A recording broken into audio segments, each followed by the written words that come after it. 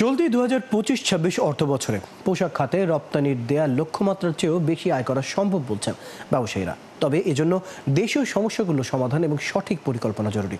আর অর্থনীতিবিদরা বলছেন জ্বালানি, অবকাঠামো এবং আমলাতান্ত্রিক জটিলতায় সক্ষমতা সবটুকু কাজে লাগাতে পারছে না বাংলাদেশ। জাহিদুল ইসলামের প্রতিবেদন। চলতি অর্থ বছরে 63.5 বিলিয়ন ডলারের পণ্য রপ্তানি আয়ের লক্ষ্যমাত্রা নির্ধারণ করেছে সরকার। এর মধ্যে পণ্য রপ্তানিতে লক্ষ্যমাত্রা নির্ধারণ করা হয়েছে 55 বিলিয়ন ডলার। তবে এই লক্ষ্যমাত্রা অনেকটাই পোশাক খাত নির্ভর।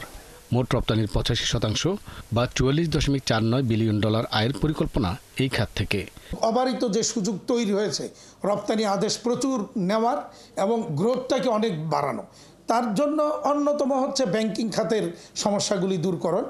2 নম্বর হচ্ছে যে আমাদের যে গ্যাস সংকট, এটাকে দূর করা। 3 নম্বর হচ্ছে আমাদের কাস্টমসের ফ্যাসিলিটেশনের ভূমিকাটা যথাযথ করা।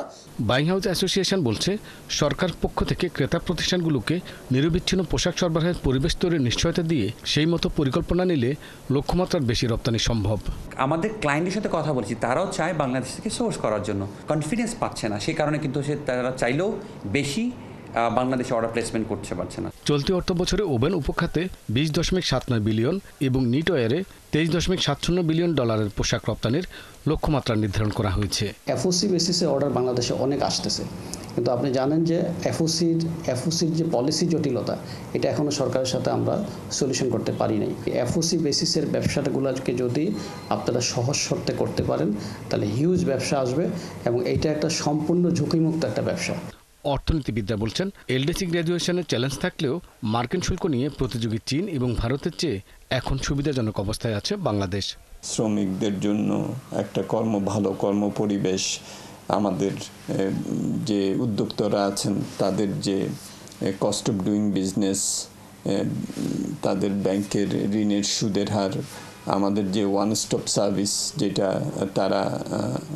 তাদের প্রয়োজন পড়বে সেটা কিভাবে আমরা তাদেরকে দিতে পারবো, এগুলো অনেক কিছু ফ্যাক্টরের উপরে নির্ভর করছে। সদ্য বিগত 2024-25 অর্থ বছরে পোশাক খাতে দেওয়া 40 বিলিয়ন ডলার আয় লক্ষ্যমাত্রা পূরণ হলেও সব মিলিয়ে 50 বিলিয়ন ডলার লক্ষ্যমাত্রার বিপরীতে আয় হয় 48 বিলিয়ন। জাহিদুল ইসলাম, 71, ঢাকা।